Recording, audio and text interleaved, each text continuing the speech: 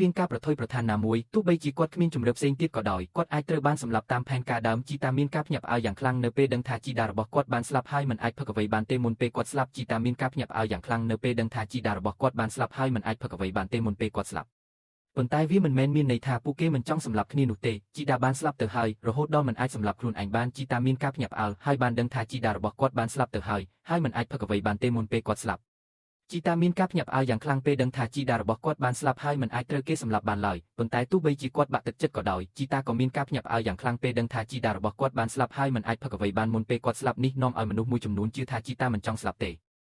មនុស្សមួយចំនួនជឿថាជីតាបានស្លាប់ទៅហើយមិនចង់ត្រឡប់មកវិញទេទោះជាយ៉ាងណាក៏ដោយប្រសិនបើមុខរបួសត្រូវបានបាក់ជីតាពិតជាបានស្លាប់ទៅហើយមិនអាចផឹកអ្វីបានទេមុនពេលគាត់ស្លាប់ដើម្បីធ្វើឲ្យជីតាមានជីវិតឡើងវិញក្មេងប្រុសនោះបានអង្គុយចុះហើយប្រាប់ជីតាថាប្រសិនបើគាត់មានសុបិនដែលមិនបញ្ចប់គាត់អាចសុបិនជាមួយជីតាបាន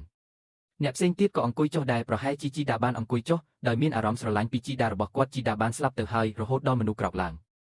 គ្មាននរណាម្នាក់ហ៊ានរំខានទេគ្មាននរណាម្នាក់ហ៊ានរំខានទេប៉ុន្តែក្មេងប្រុសនោះគិតថាជីតារបស់គាត់មានរឿងជាច្រើនទៀតដែលត្រូវនិយាយពេលគាត់កំពុងដេកលក់ពេញមួយយប់ក្មេងប្រុសនោះបានកត់សម្គាល់ឃើញថាមាននរណាម្នាក់កំពុងគាំងដំបងឡើយគាត់គិតថាមនុស្សនោះកំពុងដេកលក់ហើយមិនខ្វល់ទេប៉ុន្តែនៅពេលដែលគាត់ប៉ះខ្នងរបស់មនុស្សនោះគាត់បានរកឃើញសាកសពមួយនៅក្បែរពួកគេពេលគាត់ប៉ះមុខបុរសចំណាស់ម្នាក់គាត់មានការភ្ញាក់ផ្អើលយ៉ាងខ្លាំងពេលគាត់ដឹងថានោះជាជីតារបស់គាត់ក៏ឆ្ងល់ថាគាត់ចង់និយាយអ្វីទៅកាន់ជីតារបស់គាត់ពេលគាត់ទៅសម្លេងនោះមនុស្សក៏ចូលមកជិតពេលពួកគេឃើញជីតាអ្វីទាំងអស់បានដួលរលំជីតាដែលមិនដឹងអ្វីទាំងអស់គិតថាមាននរណាម្នាក់លួចគាត់ដើម្បីការពារអ្នកជិតខាងពីការទុកចោលឲ្យមានគ្រោះថ្នាក់ពួកគេបានយកជីតាទៅដាក់គុកគាត់ក៏បានហៅទាហានភូមិមកមើលថាមានអ្វីកើតឡើងប៉ុន្តែនៅពេលដែលទាហានចូលមកជិតគាត់មានការភ្ញាក់ផ្អើលយ៉ាងខ្លាំងគាត់បាននិយាយថាជីតាប្រហែលជាបានរត់គេចខ្លួនចេញពីពន្ធនាគារ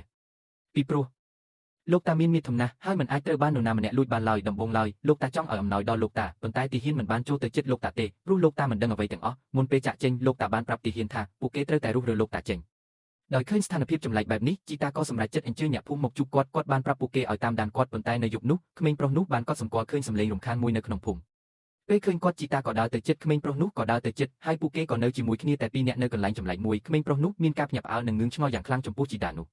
ពេលឃើញគាត់ជីតាមានការភ្ញាក់ផ្អើលនិងងឿងឆ្ងល់យ៉ាងខ្លាំងចំពោះក្មេងប្រុសនោះពេលគាត់ភ្ញាក់ឡើងក្មេងប្រុសនោះនៅក្នុងបន្ទប់របស់គាត់ម្ដាយរបស់គាត់កំពុងយំដោយភ័យខ្លាចប៉ុន្តែនាងមិនបានឃើញឪពុករបស់នាងទេពេលនាងសួរជុំវិញនាងបានដឹងថាឪពុករបស់នាងបានបាត់ខ្លួននាងបានរកឃើញតែស្បែកជើងរបស់គាត់ប៉ុណ្ណោះក្មេងប្រុសនោះមានការភ្ញាក់ផ្អើលយ៉ាងខ្លាំងហើយបានរកមើលឪពុករបស់ខ្លួនប៉ុន្តែបានដឹងថាជីតារបស់ខ្លួនបានទៅរកគាត់នៅពេលនោះក្មេងប្រុសដែលកំពុងស្វែងរកឪពុករបស់ខ្លួននៅក្នុងភូមិបានត្រឡប់មកវិញគាត់បាននិយាយថាជីតារបស់ខ្លួនត្រូវបានគេយកទៅបាត់ហើ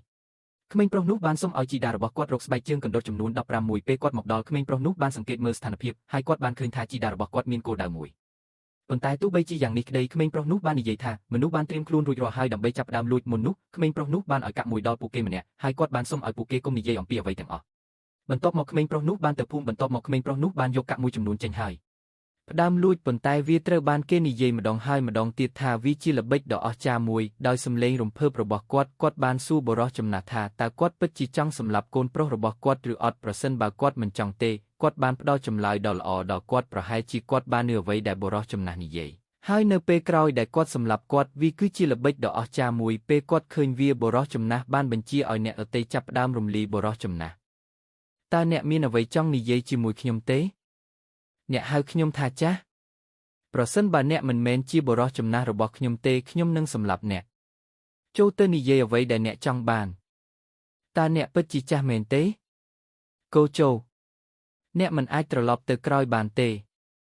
អ្នកមិនអាចត្រឡប់ទៅក្រោយបានទេលឿនលឿនលឿនលឿនលឿនទៅនិយាយអ្វីដែលអ្នកចង់បានតើអ្នកមានអ្វីចង់និយាយជាមួយខ្ញុំទេចូលទៅនិយាយអ្វីដែលអ្នកចង់បានមានរឿងអ្វីតើអ្នកចង់សម្លាប់ឪពុកខ្ញុំទេប៉ុន្តែតើអ្នកនឹងសម្លាប់ឪពុកខ្ញុំដោយរបៀបណាដើម្បីការពារបុរសចំណាស់មិនឲ្យទៅរកក្មេងនៅពេលយប់បុរសចំណាស់ក៏បានសម្រេចចិត្តជំនួសគ្រឿងសង្ហារឹមដើមឈើនោះដែ